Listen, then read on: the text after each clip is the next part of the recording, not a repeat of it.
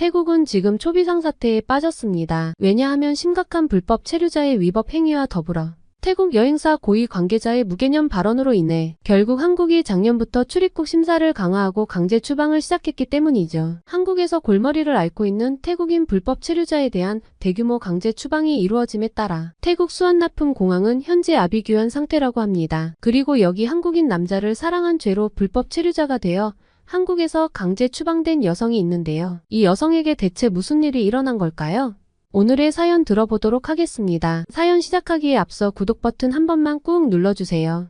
안녕하세요. 저는 태국의 공영방송 타이PBS에서 베테랑 기자로 일하고 있는 나린팟입니다. 타이PBS는 교육적이고 정보 중심의 프로그램을 제공하며 뉴스와 다큐멘터리 등을 주요 콘텐츠로 다루는 태국의 공공방송국이에요. 그래서 항상 사회적으로 중요한 이슈들을 심도 있게 다루려 노력하고 있죠. 저는 최근 태국 방콕의 한 조용한 카페에서 수안나라는 젊은 여성을 만났습니다. 화려한 불빛이 가득한 방콕의 밤거리와 다르게 수안나의 눈빛이 슬픔으로 가득 차 있었죠. 저는 커피잔을 들며 수안나에게 부드럽게 말을 걸었습니다. 수안나 씨, 처음부터 천천히 이야기해 주시겠어요? 수안나는 깊은 한숨을 내쉬며 이야기를 시작했어요. 2년 전 그녀는 친구들과 함께 한국 여행을 떠났답니다. 수안나의 친구들은 일단 관광비자만 있으면 한국에서 일도 할 수 있고 돈도 많이 벌 수 있다고 말했대요. 그렇게 한국에 와서 서울의 번화가를 거닐던 어느 날 그녀는 우연히 길을 잃고 헤매고 있었습니다. 그때 그녀에게 다가와 친절하게 길을 안내해준 한국인 남자가 바로 지훈이었다고 합니다. 지훈 오빠는 정말 친절했어요. 영어로 천천히 설명해 주면서 제가 호텔로 돌아갈 수 있게 도와줬죠. 그리고 마지막에 혹시 내일 시간 되면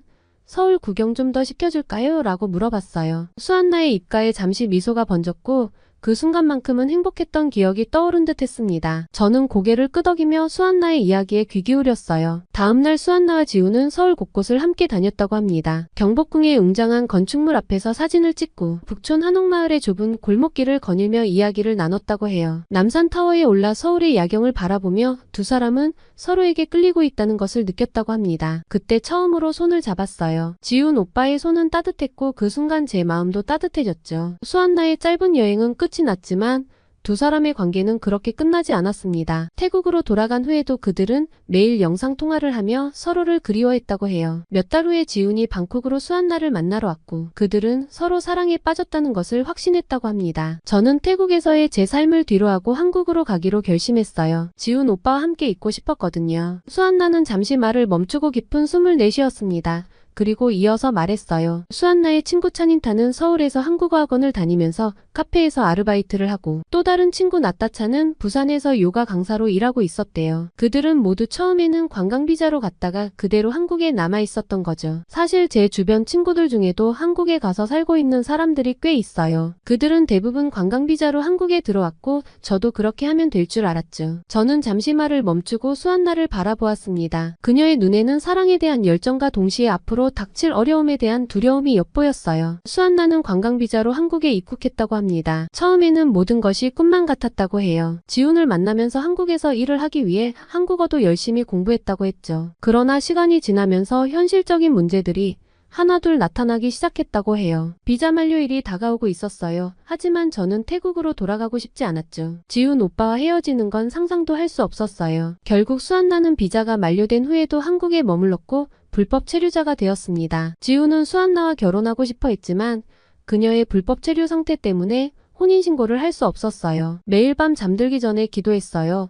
우리가 합법적으로 함께 살 수 있는 방법이 생기기를. 저는 담담하게 얘기하는 수안나의 모습을 보며 가슴이 아려왔습니다. 사랑하는 사람과 함께 있기 위해 법을 어기는 선택을 한 젊은 여성의 고민이 느껴졌어요. 수안나와 지우는 변호사를 찾아가 상담도 받고 주변 지인들에게 조언을 구하기도 했다고 합니다. 그러나 불법 체류 상태에서 합법적인 체류 자격을 얻는 것은 거의 불가능했다고 해요. 매일이 불안했어요. 길을 걸을 때마다 누군가 저를 신고하지 않을까 두려웠죠. 일을 구할 수도 없었고 병원에 가는 것조차 겁났어요. 그들의 사랑은 깊어갔지만 동시에 현실의 벽도 높아만 갔습니다. 지우는 수안나를 지키기 위해 최선을 다했지만 법의 테두리 안에서는 할 수 있는 것이 없었어요. 그리고 마침내 그들이 가장 두려워하던 순간이 찾아왔습니다. 한국 정부가 불법 체류자 단속을 이전보다 강화하기 시작한 것이죠. 뉴스에서는 연일 대규모 단속 작전과 강제 출국 소식이 들려왔습니다. 그때부터 집 밖으로 나가는 것이 정말 무서워졌어요. 지훈 오빠가 출근하고 나면 혼자 집에 숨어 지내야 했죠. 결국 수안나는 단속반에 적발되어 강제 출국을 당하게 되었다고 해요. 공항에서 지훈과 강제로 이별하는 순간 그들은 서로를 꼭 껴안고 눈물을 흘렸다고 합니다. 저는 지훈 오빠에게 기다려줘라고 말했어요. 그리고 지훈 오빠는 꼭 다시 만나자고 약속했죠. 그녀는 태국인 불법 체류자로 강제 추방될 당시 불법 체류 기간 9개월에 해당하는 범칙금 700만 원을 낼 돈이 없었다고 해요. 그래서 현재 영구 입국 금지인 상태로 한국에 되돌아갈 수 없는 상태였죠. 이야기를 마친 수안나의 눈에는 눈물이 고여 있었고 저는 그녀에게 조용히 손수건을 건넸어요. 수안나와의 인터뷰를 마치고 사무실로 돌아온 저는 곧바로 한국의 태국인 불법 체류자 문제와 대규모 강제 추방에 대해 더 깊이 파고들기 시작했습니다. 이 문제가 얼마나 심각한지 그리고 한국 정부가 어떤 대응을 하고 있는지 알아보고자 했죠. 먼저 한국 법무부의 공식 통계를 찾아보았습니다. 놀랍게도 한국에 체류 중인 태국인 중 무려 80%가 불법 체류자라는 사실을 알게 되었어요. 정확한 숫자로는 16만 명에 해당하는 위험한 수준이었죠. 반면에 합법적으로 체류하는 태국인은 고작 900명 정도에 불과했습니다. 이 수치를 보고 저는 경악을 금치 못했어요. 이렇게 많은 태국인들이 불법으로 한국에 머물고 있었다니 말이죠. 이 통계를 바탕으로 저는 한국의 이민정책 전문가들과 화상통화 인터뷰를 진행했습니다. 그들의 설명에 따르면 태국인 불법 체류자 문제는 오래전부터 존재해왔지만 최근 몇 년 사이에 그 규모가 급격히 커졌다고 합니다. 이는 한국의 높은 임금과 상대적으로 쉬운 입국 절차 때문이라고 해요. 많은 태국인들이 관광비자로 입국한 뒤 체류 기간을 넘겨 불법으로 일을 하고 있는 것이죠. 이런 설명을 들으며 저는 수안나와 그녀의 친구들이 왜 그런 선택을 했는지 조금은 이해할 수 있었습니다. 하지만 동시에 이런 상황이 양국 모두에게 어떤 문제를 일으킬 수 있는지도 걱정되었죠. 그 다음으로 저는 한국의 불법 체류자 단속 정책에 대해 알아보았습니다. 한국 정부는 최근 불법 체류자 문제를 해결하기 위해 강력한 조치를 취하고 있었어요. 출입국 외국인 정책본부의 자료에 따르면 지난해부터 대규모 단속 작전이 시작되었고 그 결과 수만 명의 불법 체류자들이 적발되어 강제 출국 당했다고 합니다. 한국 정부의 강경 대응에는 이유가 있었어요. 최근 몇 년간 일부 불법 체류자들이 심각한 범죄에 연루되는 사건들이 있었기 때문이죠. 특히 마약 관련 범죄가 증가하고 있다는 점이 한국 사회에 큰 우려를 낳고 있었습니다. 최근 2년간의 통계를 보면 외국인 마약사범 중 태국인의 비율이 50%를 넘었는데 대부분이 불법 체류자들이었죠. 이들이 한국 내 마약 유통망을 형성하고 있어 심각한 사회 문제가 되고 있다는 것입니다. 이 말을 듣고 저는 두 눈이 휘둥그레졌어요. 우리 태국 사람들이 이런 범죄에 가담하고 있다는 사실이 너무나 부끄럽고 안타까웠죠. 이런 상황 속에서 한국 정부는 더욱 강력한 입국 심사 정책을 도입했습니다. 특히 최근에는 KETA라는 새로운 시스템을 도입했어요. 이는 한국에 가기 전에 온라인으로 입국 허가를 받는 시스템인데 이로 인해 많은 태국인들이 한국 입국에 어려움을 겪고 있다고 합니다. 방콕의 여행업계에 따르면 KETA 도입 이후 한국 여행 상품 판매가 50% 이상 줄었답니다. 많은 태국인들이 입국 거부를 당하고 있으며 심지어 정상적인 관광객들조차 의심을 받고 있는 상황이라고 해요. 한국의 태국인 불법 체류자 대규모 강제 추방 사태가 알려지면서 태국 사회에 큰 파장이 일었습니다. 특히 소셜미디어를 중심으로 벤코리아 해시태그 운동이 급속도로 퍼져나갔어요. 온라인 여론 분석 전문가의 말에 따르면 최근 2주 동안 벤코리아 해시태그를 포함한 게시물이 무려 370만 개를 넘어섰다고 해요. 이는 태국 소셜미디어 역사상 가장 빠르게 확산된 해시태그 중 하나라고 합니다. 더 놀라운 것은 이 운동에 참여하는 사람들의 연령대였습니다. 분석 결과 게시물 작성자의 80%가 여성이었고 그중 절반 이상이 10대 후반에서 20대 초반 사이의 젊은 층이었어요. 이는 한류의 주 소비층인 젊은 여성들이 이 운동의 중심에 있다는 것을 의미했죠. 저는 이 현상에 대해 더 깊이 이해하기 위해 SNS에서 활발하게 벤코리아 운동에 참여하고 있는 20대 여성을 인터뷰했습니다. 저는 원래 K-팝과 한국 드라마의 열렬한 팬이었어요. 하지만 이번 사태를 보면서 한국에 대한 환상이 깨졌어요. 우리 태국인들을 범죄자 취급하는 것 같아 너무 화가 나요. 그래서 더 이상 한국 제품을 사지 않기로 결심했고 다른 사람들에게도 이 운동에 동참하라고 권유하고 있어요. 그녀의 말을 들으며 저는 이 문제가 단순히 불법 체류자 단속의 문제를 넘어서 양국의 문화적 경제적 관계에까지 영향을 미치고 있다는 것을 실감했습니다. 이런 와중에 태국 여행업 협회의 고위 관계자들이 한국에 대한 부적절한 발언을 해 상황을 더욱 악화시켰어요. 6월 20일 방콕 포스트와의 인터뷰에서 태국 여행업협회 회장은 한국이 태국 관광객들의 신뢰를 되찾는데 최소 1, 2년이 걸릴 것이라고 말했어요. 더 나아가 8월 11일에는 협회 부회장이 한국의 관광명소는 인기 영화와 넷플릭스 콘텐츠를 통해 알려졌기 때문에 수명이 짧다며 중국과 일본에는 더 많은 명소와 비자 면제, 그리고 더 저렴한 가격과 놀라운 전망, 좋은 분위기가 있어 한국보다 더 매력적이라고 발언했죠. 이 발언들이 한국 측에 알려지자 한국관광공사와 문화체육관광부, 그리고 주 태국한국문화원 등에서 강하게 항의했고 결국 태국여행업협회 측에서 공식 사과문을 발표하게 되었습니다. 이런 일련의 사건들로 인해 태국을 찾는 한국 관광객들도 현저히 줄어들기 시작했습니다. 벤코리아 운동가 태국여행업협회 관계자들의 부적절한 발언으로 인해 한국과 태국, 양국의 관계에 심각한 타격을 입게 되었습니다. 저는 바로 태국관광청의 최신 통계를 확인해 보았습니다. 놀랍게도 한국인 관광객 수가 전년 대비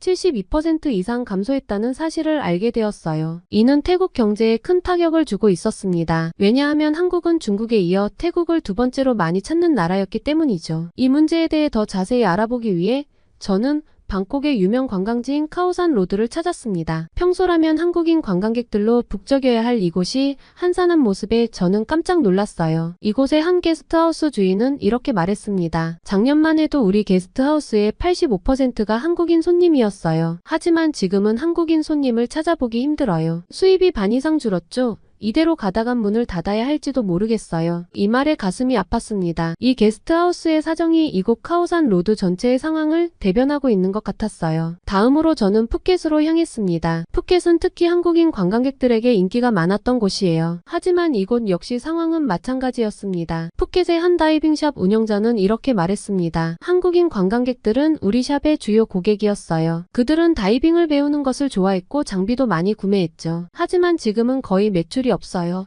직원들 월급 주기도 힘든 상황이에요. 이런 상황은 호텔, 레스토랑, 기념품 가게 등 관광 관련 업종 전반에 걸쳐 나타나고 있었습니다. 태국 상공회의소의 발표에 따르면 관광산업 종사자 중 약 35%가 실직 위기에 처해 있다고 해요. 이런 상황에서 태국의 경제 전문가들은 이 문제가 단순히 관광업에만 국한되지 않을 것이라고 경고하고 있었습니다. 방콕의 한 경제연구소 전문가는 이렇게 설명했어요. 관광업은 태국 GDP의 약 22%를 차지합니다. 한국인 관광객의 급감은 태국 경제 전반에 심각한 영향을 미칠 수 있어요. 태국과 한국 간의 갈등이 심화되고 경제적 피해가 눈덩이처럼 불어나는 상황에서 많은 태국인들은 이 상황을 계속 악화시키고 있습니다. 하지만 저는 이 위기를 극복할 수 있는 방법이 있다고 믿어요. 먼저 태국 국민들의 인식 개선이 필요합니다. 불법 체류와 범죄 행위는 절대 용납될 수 없으며 이는 양국 관계를 해치는 주된 원인이에요. 태국은 한국의 법과 문화를 존중하는 자세를 가져야 합니다. 이런 노력이 있어야 한국 사람들도 태국을 다시 신뢰하게 될 것이고 한국 정부도 태국에 대한 입국 규제를 완화할 수 있을 거예요. 태국 관광청의 통계 분석가는 이렇게 설명했습니다. 한국 관광객 한 명이 태국에서 소비하는 평균 금액은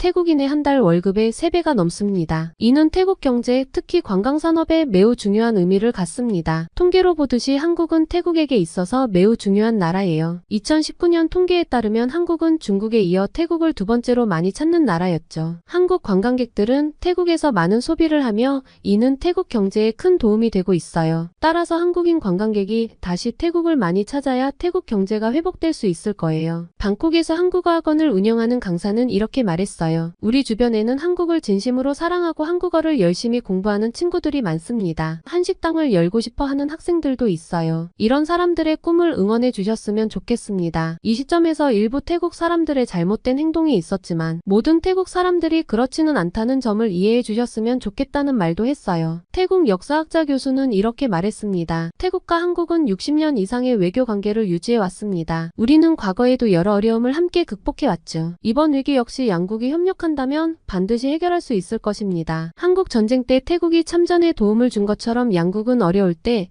서로 도왔던 사이였죠. 태국과 한국의 오랜 역사적 유대 관계를 기억해야 해요. 이런 역사를 생각하면 지금의 어려움도 충분히 극복할 수 있을 것 같아요. 저는 마지막으로 불법 체류 경험이 있는 한 태국인을 만나보았습니다. 익명을 요구한 그는 이렇게 말했어요. 한국에서의 불법 체류는 잘못된 선택이었다는 것을 이제야 깨달았습니다. 하지만 당시에는 그것이 유일한 선택지라고 생각했어요. 앞으로는 양국이 협력하여 합법적인 취업의 기회를 더 많이 만들어 주었으면 좋겠습니다. 이 모든 취재를 마치며 저는 태국과 한국의 관계가 결코 쉽게 회복되지는 않을 것이라는 것을 깨달았어요. 하지만 동시에 양국의 노력과 서로에 대한 이해가 있다면 이 위기를 극복하고 더 강한 관계를 만들어낼 수 있을 것이라는 희망도 보았습니다. 앞으로 양국이 서로를 더 깊이 이해하고 존중하며 함께 발전해 나갈 수 있기를 바라며 저의 특별 취재를 마무리했답니다. 또한 저는 이 문제에 대한 지속적인 관심과 보도의 필요성도 느꼈어요. 이상 태국 방콕에서 타이 PBS의 나린팟이었습니다.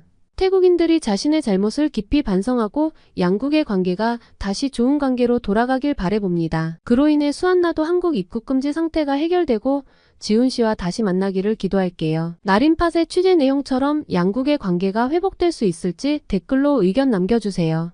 오늘의 사연이 마음에 드셨다면 구독과 좋아요, 알림 설정 부탁드립니다. 여러분의 구독과 좋아요는 더 좋은 영상을 제작하는 데 큰 힘이 됩니다. 지금까지 감동적인 사연을 소개하는 감동 더하기였습니다. 오늘도 행복한 하루 되세요.